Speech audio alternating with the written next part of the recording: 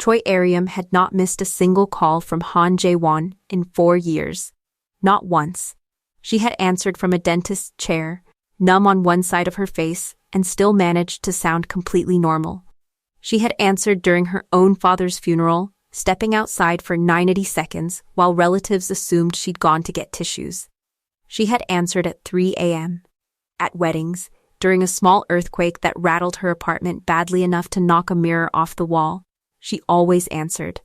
So when Jae-won called her at 9:14 on a Tuesday morning, an ordinary, unremarkable hour, nothing dramatic about it at all, and the call rang out completely unanswered, something in his chest did a strange, uncomfortable thing it had never done before. He called again. Nothing. He stood by the window of his office on the 31st floor, phone pressed to his ear, listening to the same flat, indifferent ringing, and felt, for the first time in longer than he could remember, genuinely unsettled by something that had nothing to do with money, danger, or business. "Sir?" His assistant's assistant, a nervous younger man named Do-yun, knocked lightly on the open door. "Should I try her line from the office phone instead?" "I already tried 3 times, Jae-won said, more sharply than he intended. Do-yun blinked. 3 times? In the last 2 minutes? Jae-won didn't answer that.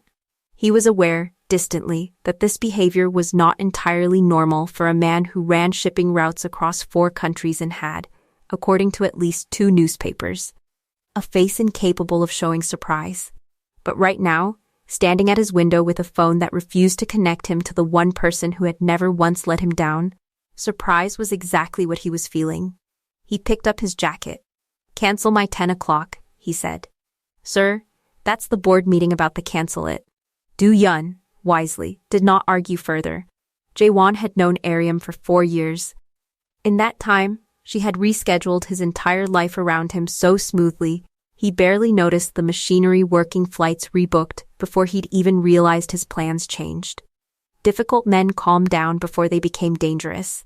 One particularly unpleasant business partner quietly, permanently removed from his contact list after Ariam discovered, through channels Jae-won never fully understood, that the man had been dishonest about a shipment.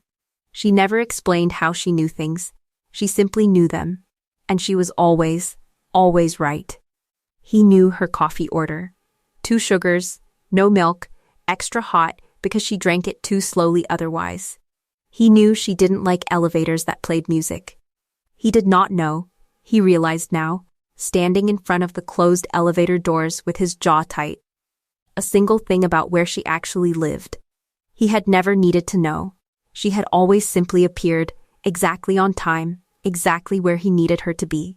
"Address," he said, once he was in the car. Choi Ariam's home address. Now, his driver, a quiet man named Seok Ho who had worked for the family for over a decade, glanced at him briefly in the mirror. "Sir, may I ask no?" Jae-won said. "You may not." The drive took 40 minutes, out of the glass towers of downtown, and into a part of the city Jae-won had genuinely never had a reason to visit. Narrower streets, older buildings, laundry hanging between windows like small, tired flags. He stood outside a modest apartment block, and for one strange, disorienting moment, felt something close to fear. What if something happened to her? What if I don't even know how to find out? The building door was unlocked, propped open with a brick, which struck him as wildly, almost comically unsafe for a city like this. He climbed to the 3rd floor, found Unit 3B, and raised his hand to knock. Then he heard laughter through the door. Real laughter, unguarded, the kind he had genuinely never once heard from Ariam in 4 years of working 12 feet away from her desk. He froze, hand still raised, and listened. A child's voice, high and delighted, followed by Ariam's voice warmer, looser, entirely unlike the crisp, efficient tone she used with him saying something that made a whole room of small people burst into giggles. Han Jae-won, feared enough that 12 government investigations had quietly folded rather than pursue him further, stood outside apartment 3B with his hand still raised, and had absolutely no idea what he was about to walk into. "Welcome, everyone, if you're new here, and welcome back if you're not. Drop your city or country below. I always love seeing this. Now, before we go further, I need you to know something. What Jaewon finds behind that door is going to completely change the way you see this entire story. Stay with me, this one's worth it. Okay, let's find out what's actually happening in apartment 3B, Jaewon knocked.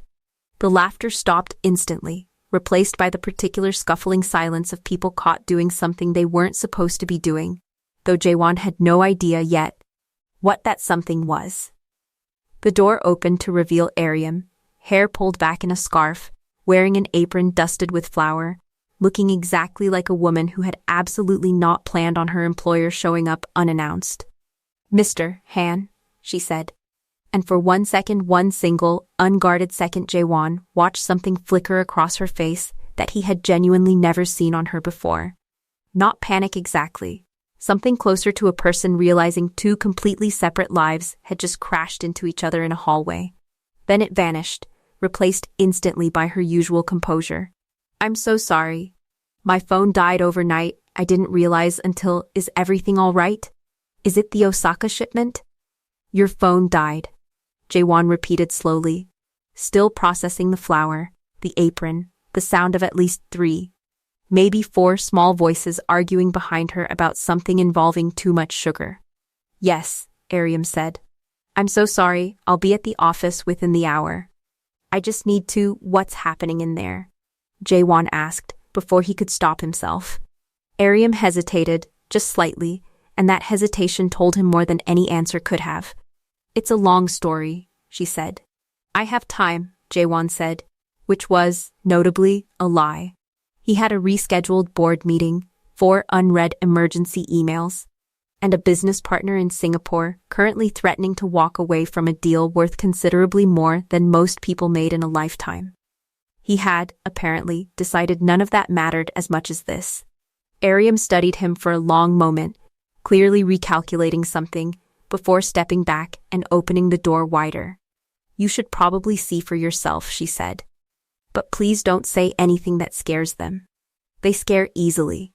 Jaewon stepped inside, and the first thing he noticed was the smell: sugar, cinnamon, something baking that made the whole small apartment feel warm in a way his own enormous, immaculate penthouse never once had. The second thing he noticed was the children. There were 6 of them, ranging from what looked like maybe 5 years old to perhaps 11, gathered around a small kitchen table covered in flour, mixing bowls, and what appeared to be the aftermath of a baking project that had gone gloriously, chaotically wrong. One boy had flour on his eyebrows. A girl near the window was very seriously supervising a mixing bowl like it contained state secrets. They all froze the moment they saw him. "Who's that?" the flour eyebrow boy asked, not quietly. "That's Nuna's boss," Aryam said quickly. "He's just visiting. Say hello." A chorus of small, uncertain hellos followed, and Jaewon, who had once negotiated a shipping contract with a man who kept a loaded gun visibly on the table the entire meeting, found himself completely, genuinely unsure how to respond to 6 children staring at him, like he might be either an alien or a very tall, badly dressed uncle. "Hello," he managed finally.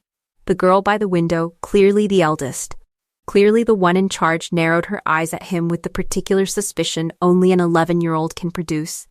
"Are you actually her boss?" She said her boss was mean. "Summy," Aryam said sharply, mortification crossing her face for the first time since he'd arrived.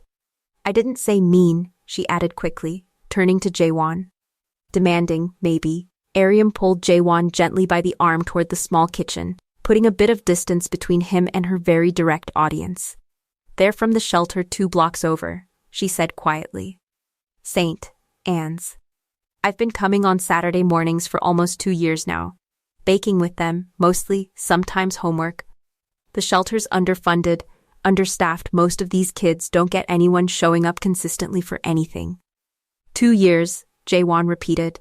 "You've been doing this every Saturday for 2 years, and you never once mentioned it." "Why would I?" Aryam asked, genuinely puzzled by the question. "It's not related to work. It's related to you," Jaewon said, before he could stop himself. "I thought I knew you fairly well, after 4 years. Something careful entered Aryam's expression. "You know the parts of me that make your business run smoothly." Mr. Han. That's what you're paying for. The bluntness of it landed harder than Jaewon expected. Before he could respond, a small voice piped up from the table. Nuna, the sugar's ready, but Minho put in too much cinnamon again. I did not. Minho, the flower eyebrow boy, protested immediately. Aryam sighed, the particular fond, exhausted sigh of someone who had clearly had this exact argument before, and moved back toward the chaos. I need to go supervise before this becomes a genuine crisis, she said. You should go, Mr. Han. I'll be at the office within the hour. I promise. Jaewon didn't move. Actually, he said slowly, watching her cross back to the table, watching 6 children immediately reorganize themselves around her like she was the sun and they were simply, naturally in orbit. I think I'll stay. Just for a few minutes.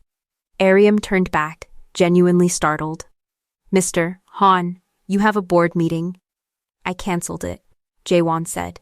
You cancelled a board meeting, Aryam repeated, disbelief coloring her voice, to watch children bake cinnamon rolls. Apparently, Jaewon said, and found, to his own considerable surprise, that he meant it entirely.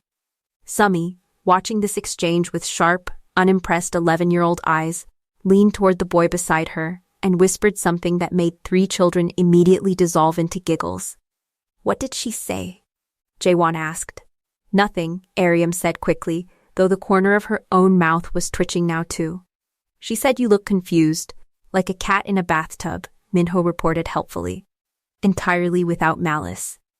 Jaewon, a feared negotiator, terror of 12 separate government investigations, stood in a small flour-dusted kitchen, and laughed a real, startled, unguarded laugh that surprised him almost as much as it clearly surprised Aryam, watching him from across the room with an expression he couldn't quite name.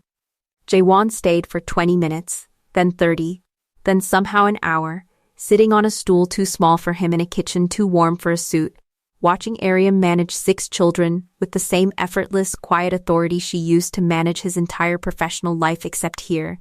There was no clip deficiency to it. Here, it was patient, warm, entirely unhurried, despite the chaos. He noticed things he'd never had reason to notice before.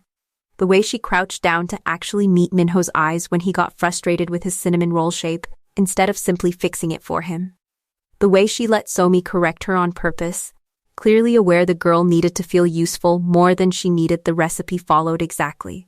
The way, when the youngest of the group, a small, quiet boy named Yoon, who hadn't said a single word the entire time Jaewon had been there finally, tentatively held up his own lopsided roll for approval, Aryam's whole face lit up like he'd handed her something precious.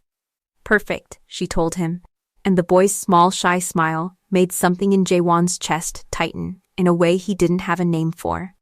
He thought about his own childhood private tutors, structured schedules, praise measured out in careful proportion to achievement, never simply given for effort. He couldn't remember anyone ever looking at him the way Aryam had just looked at that boy's slightly burnt, badly shaped cinnamon roll. Sumi, apparently having decided he was tolerable, or at least interesting, plopped down on the stool beside him. You don't talk much, she observed. I talk plenty, Jaewon said. Usually just about shipping routes and quarterly earnings. That sounds boring, Somi said, with the devastating honesty only children possess. It is, Jaewon admitted, surprising himself. Extremely. Then why do you do it? Jaewon opened his mouth to answer with something automatic: legacy. Responsibility, the weight of a family name, and found, for the first time in longer than he could remember, that none of those answers felt entirely true anymore. I don't actually know, he said slowly. I think I might need to think about that. Sumi studied him with the particular unimpressed patience of a child who had clearly heard adults say vague, evasive things before. Aryam Nuna says everyone's got a reason for what they do, even when they don't know it yet.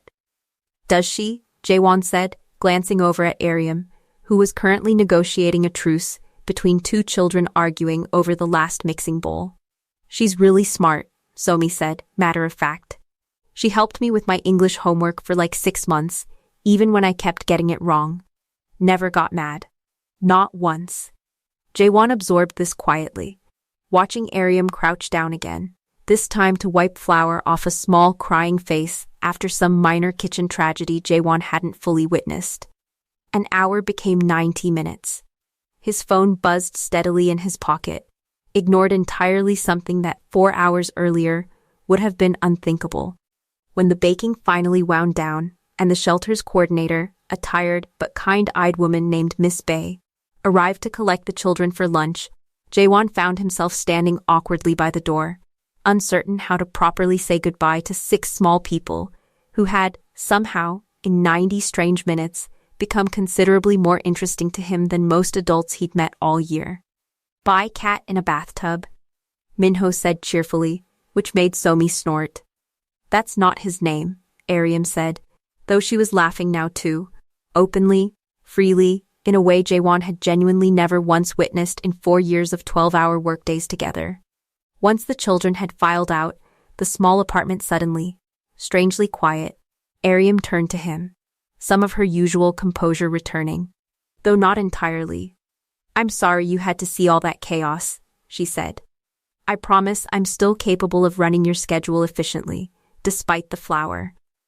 2 years, Jaewon said again, still turning it over. "Every Saturday. Nobody at the office knows? Why would they need to?" Aryam asked, genuinely puzzled again by his fixation on this point. "Because it's remarkable," Jaewon said simply.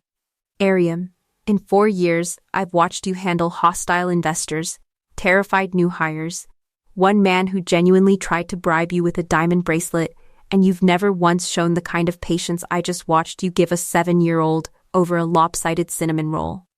Aryam considered this for a moment, something careful crossing her face. "It's different," she said finally.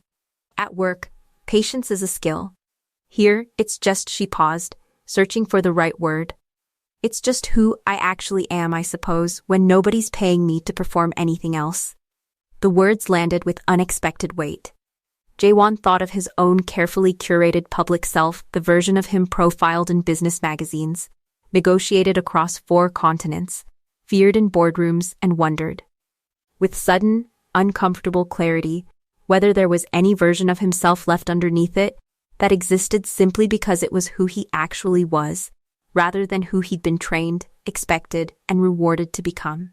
"I should get to the office," Aryam said, glancing at the clock, her voice sliding back into its familiar, efficient register. "I truly am sorry about this morning, Mr. Han." "It won't happen, don't apologize," Jaewon said, cutting her off, more firmly than he intended. "Please don't ever apologize for this." Aryam looked at him, something uncertain and searching in her expression, like she was trying to figure out exactly what had changed in the space of 90 minutes, and whether it was something she should be worried about. She had no way of knowing, standing there in her flour-dusted apron, that Han Jae-won had just spent the strangest, most genuinely happy morning of his adult life, and that he had absolutely no intention of letting this be the last Saturday he ever heard about. The following Tuesday, Jae-won called Aryam into his office not for a meeting, not for the usual rapid-fire scheduling review, but for something he hadn't fully planned how to phrase. "Sit," he said, gesturing to the chair across his desk, which she took with visible, careful uncertainty. In 4 years, he had never once asked her to simply sit. "Is something wrong, Mr. Han?" "No," Jae-won said. "I wanted to ask you something about Saturday." Aryam's posture straightened, slightly. "I promise it won't interfere with work again. I've already," she had barely finished, when Jae-won cut in. "That's not what I'm asking," Jae-won said. "Why those kids? Why St. Anne's, specifically?"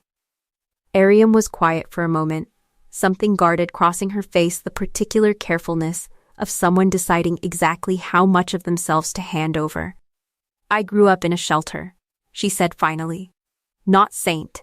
Anne's, a different one, across the city, when I was young. My mother couldn't keep us, for reasons that don't matter now. I was there until I was 12. She met his eyes steadily. Somebody came every Saturday. Back then too. A retired teacher named Mrs. Yun. She never missed a week, not once, in the 4 years I was there. She taught me to read properly. She's the reason I finished school at all." Aryam paused. When I got stable enough to give something back, I started looking for a place that needed exactly what Mrs. Yun once gave me.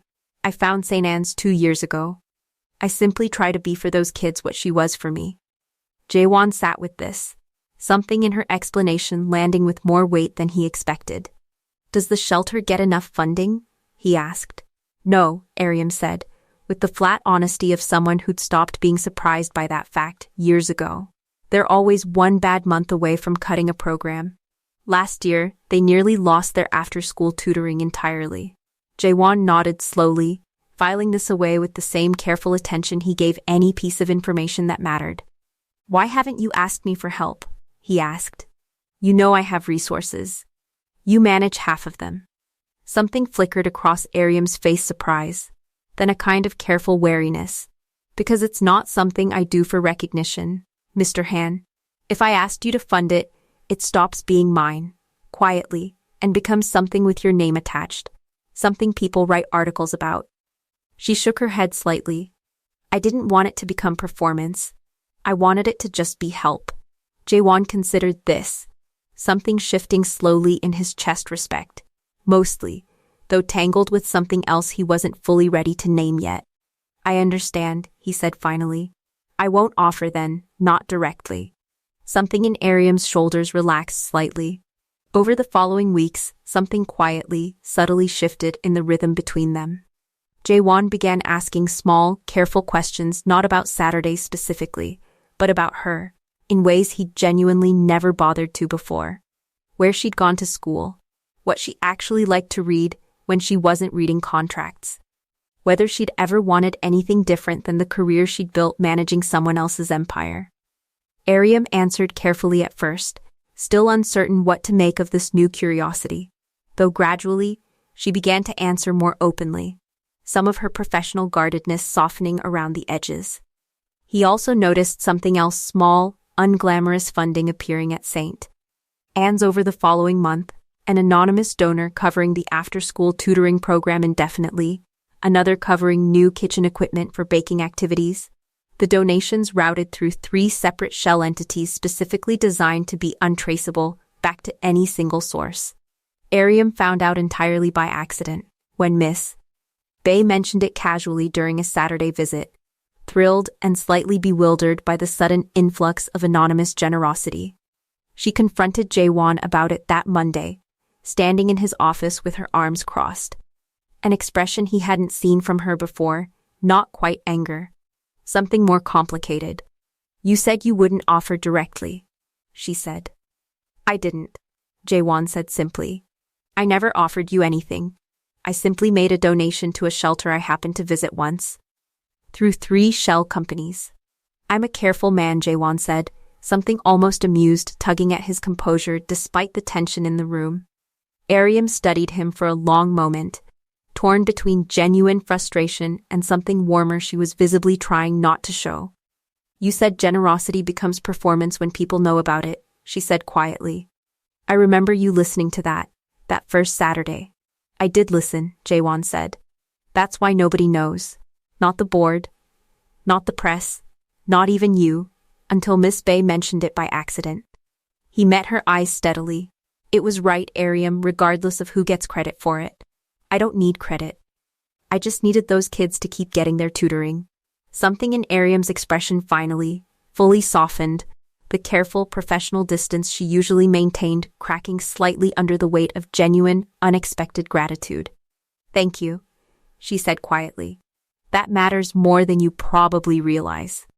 Don't thank me, Jaewon said. It was simply the right thing to do.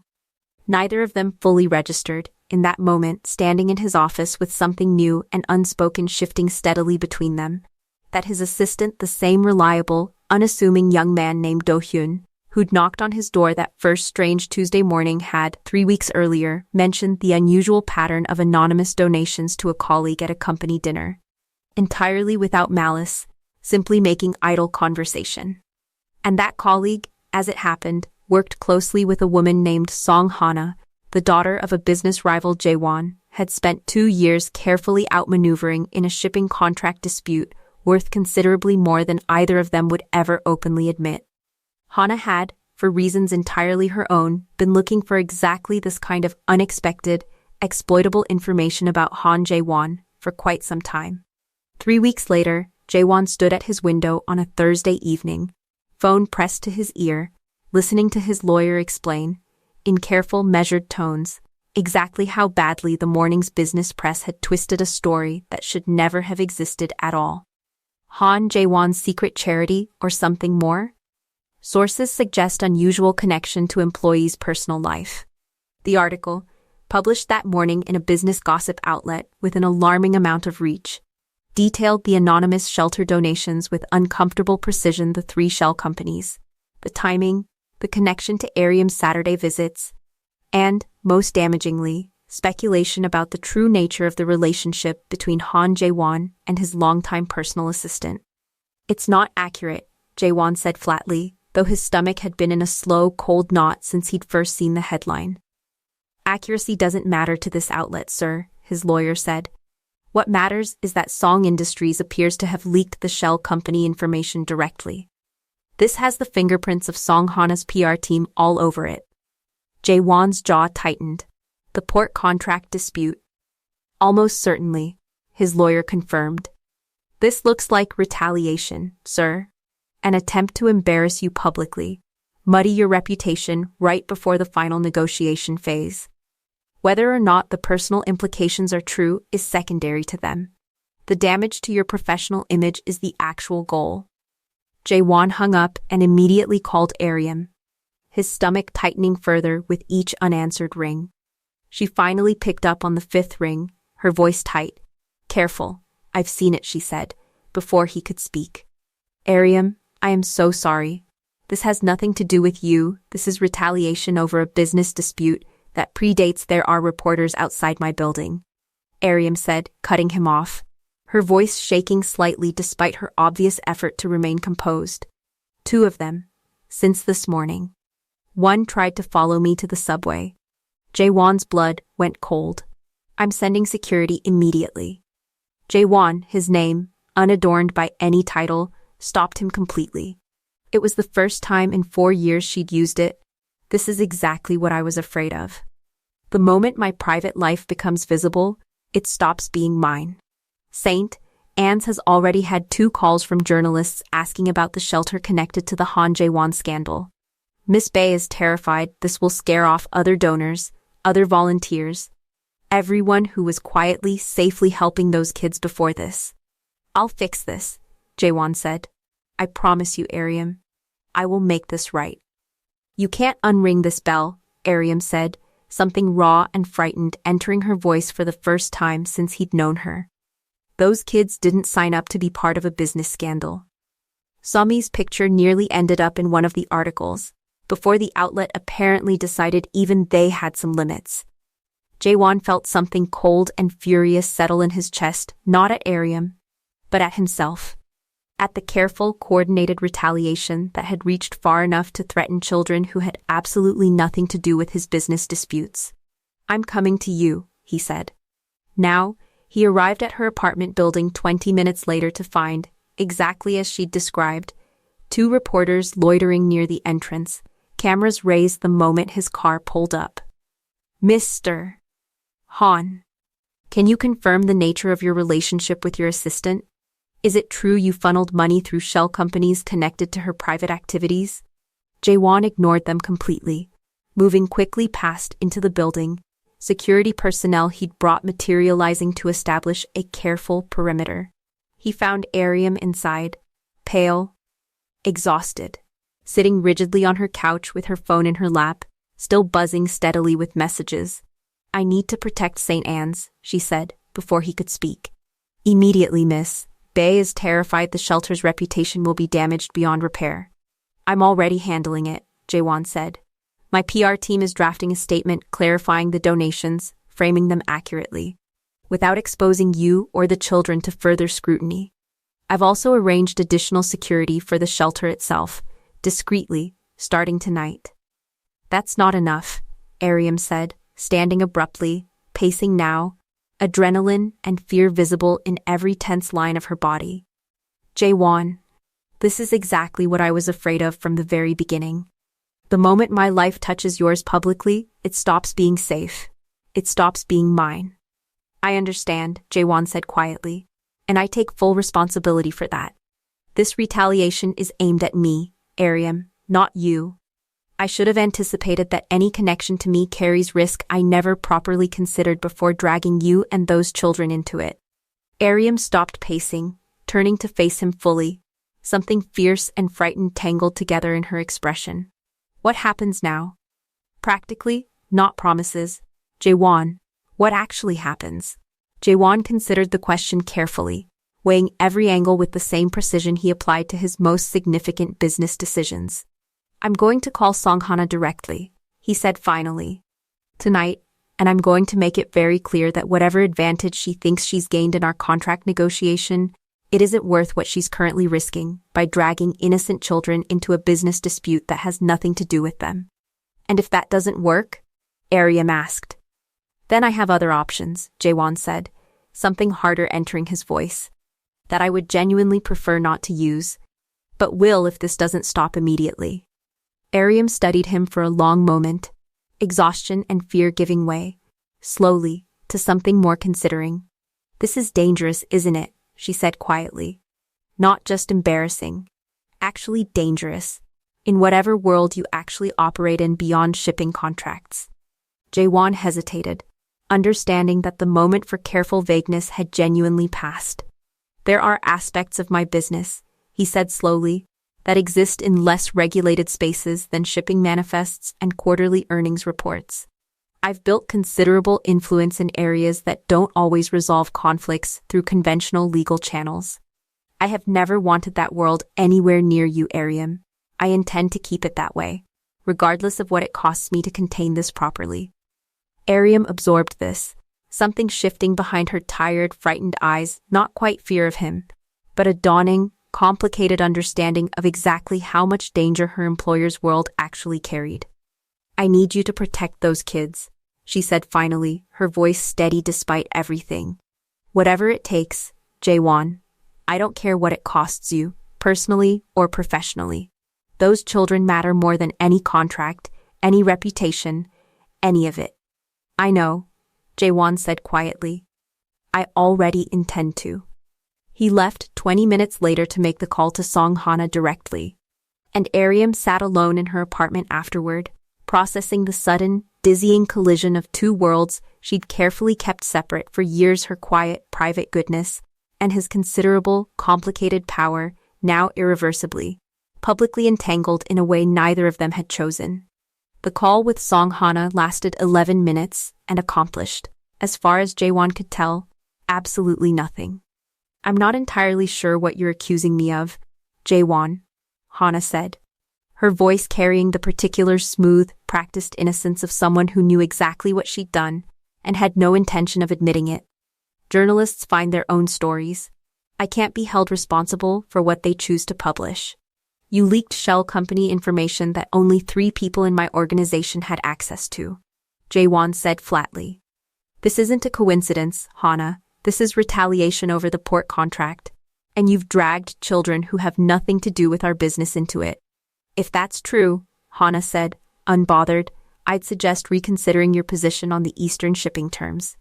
Perhaps this entire unfortunate situation could simply resolve itself once we've reached an agreement more favorable to my family's interests. Jaewon felt something cold settle in his chest. You're using this as leverage. I prefer to call it incentive, Hana said pleasantly. Think about it, Jaewon. I'm sure your assistant would appreciate the press attention ending as quickly as it started. The line went dead before he could respond. He sat with the full weight of it for a long moment, a business rival willing to threaten innocent children's safety and reputation simply to gain leverage in a contract negotiation.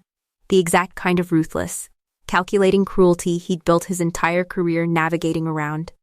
Now aimed directly at the one part of his life he genuinely wanted to keep separate from it. He called Aryam immediately. She wants the Eastern shipping terms, he said, without preamble, in exchange for calling off the press attention. There was a long silence on the line. Are you going to give it to her? I don't know yet, Jaewon admitted, which was, he realized, a genuinely unusual thing for him to say out loud. He was a man who always knew, who calculated every angle before committing to a position. This felt different, murkier, weighted by stakes that had nothing to do with profit margins. Jaewon, Aryam said carefully, I need you to actually think about this properly. Not just react because you're angry. Or because you feel responsible for what's happening to me. What does giving up those terms actually cost you? Considerable revenue, Jaewon said honestly. And more importantly, it establishes a precedent. If Hana learns that threatening people I care about is an effective way to extract concessions from me, she won't stop here. Neither will anyone else who eventually figures out the same leverage exists. Then don't give it to her, Aryam said firmly. Jaewon, listen to me. I didn't survive a childhood in state care, build an entire career from nothing, and spend 2 years quietly helping those kids at St. Anne's, just to become the reason you compromise your entire business position out of guilt. Fight this properly. Don't let her win simply because she's threatening the people I love. Something in Jaewon's chest tightened at her words, the people I love, spoken so plainly, so without hesitation, about children who weren't biologically hers. Simply people she'd chosen to love regardless. What would you have me do instead? He asked. Expose her, Aryam said. Properly, publicly, with actual evidence of what she's done. Not to protect your business position, to protect St. Anne's and every future person she might try this exact tactic against. Jaewon considered this carefully, something resolving in his chest. That's considerably riskier than simply conceding the contract terms. I know, Aryam said. But it's also right. And I think, somewhere underneath all your careful business calculations, you already know that too. Jaewon called his lawyer back within the hour, initiating a considerably more aggressive response than his initial instinct toward quiet, careful containment. Full documentation of Hana's leak. Formal legal action against the outlet for publishing unverified, damaging claims, and, critically, a public statement clarifying the true, entirely charitable nature of the shelter donations, framed carefully to protect Aryam and the children while exposing the retaliatory nature of the original story. The statement went out the following morning, and within hours, the narrative began, slowly, publicly shifting from speculation about a scandalous secret relationship to genuine, growing admiration for a billionaire quietly funding a struggling children's shelter, and pointed, uncomfortable questions about who exactly had leaked private information in an apparent attempt at corporate sabotage. Song Industries stock dipped slightly within the week, investor confidence rattled by the exposed pattern of aggressive, ethically questionable tactics. Aryam called Jaewon that evening, her voice carrying something he hadn't heard from her since this entire ordeal began. Genuine relief. The reporters are gone, she said. Miss, Bae says 2 new volunteers actually reached out today, after reading the corrected story. People wanting to help, once they understood what was actually happening. I'm glad, Jaewon said, meaning it completely.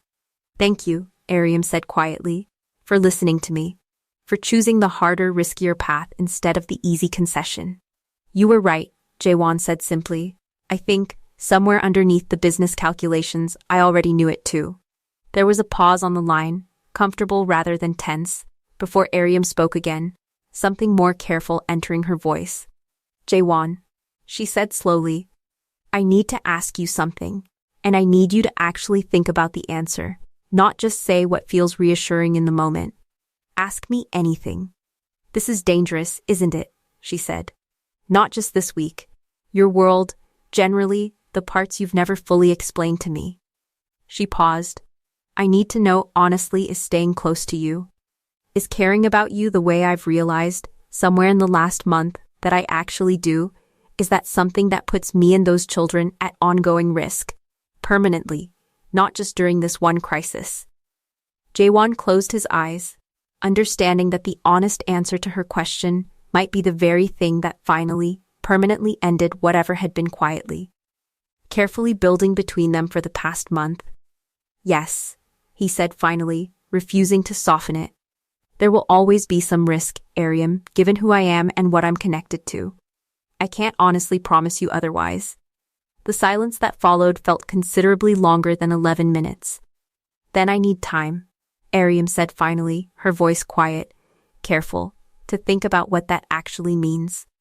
Not just for me, Jaewon, for those kids too. I've spent 2 years building something safe and steady for them. I need to know I'm not risking that by letting my own life get more complicated. Take whatever time you need, Jaewon said, though something in his chest ached at the careful distance suddenly re-entering her voice. I won't push you, Ariam, I promise you that. She didn't come to the office the following Monday. Or Tuesday.